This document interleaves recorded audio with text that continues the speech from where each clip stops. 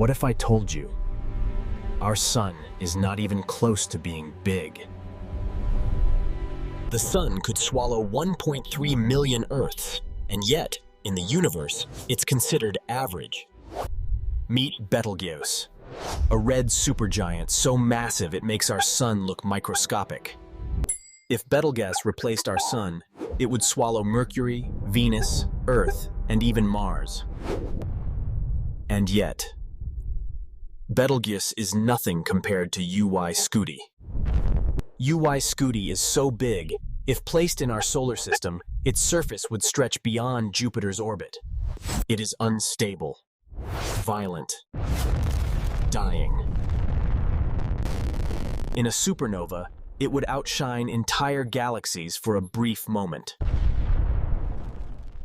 And here we are, on a tiny rock, orbiting a very ordinary star. In a galaxy with over 100 billion stars, many far bigger, and this is just one galaxy.